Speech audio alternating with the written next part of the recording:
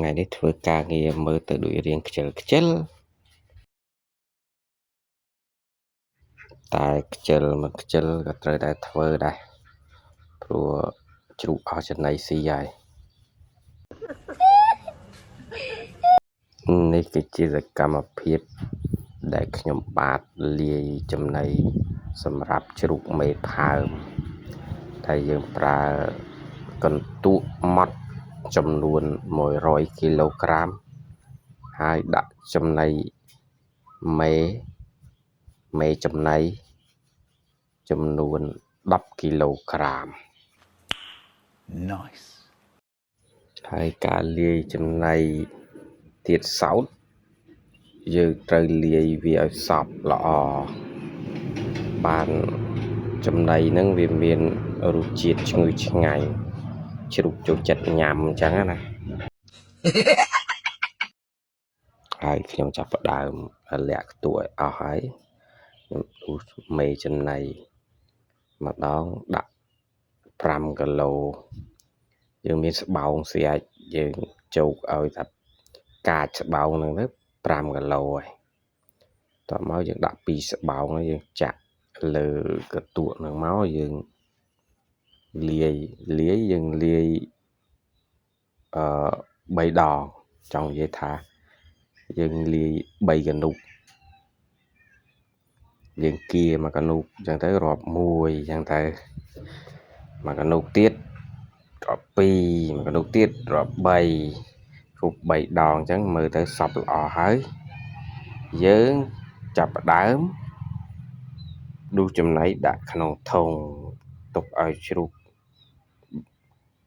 ញ៉ាំបានហើយទីច្រឡំនិយាយញ៉ាំជ្រូកស៊ីបានហើយឥឡូវខ្ញុំចាប់ផ្ដើមប្រមូលដាក់ក្នុងធុងហើយដើម្បីទុកឲ្យជ្រូកស៊ីនិយាយទៅមកធុងហ្នឹងស៊ីបានប្រហែល4ទៅ5ថ្ងៃសម្រាប់មេជ្រូកខ្ញុំចំនួន4ក្បាលតែខ្ញុំឲ្យវាស៊ីចំនួន3ដងព្រឹកម្ដងថ្ងៃត្រង់ម្ដងពេលល្ងាចម្ដងទាំងអស់3ពេលនិយាយរួមទៅមនុស្សញ៉ាំ3ពេលជ្រូកខ្ញុំក៏3ពេលដែរ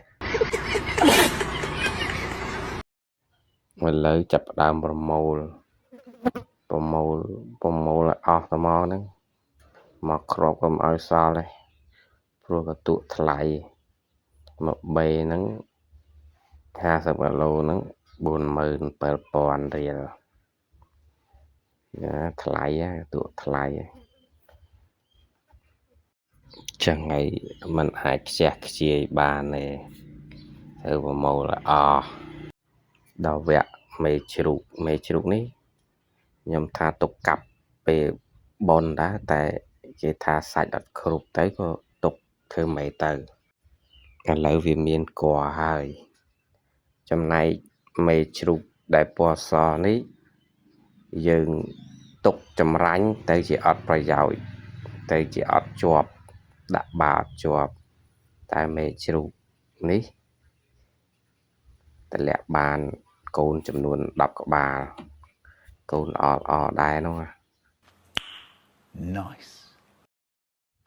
វារួមទៅមេជ្រូកនឹងវាទឹកដោះវាចេញល្អអញ្ចឹងកូនបើគ្រប់គ្រាន់កូនថ្លោសទៅតាមនឹងដែរ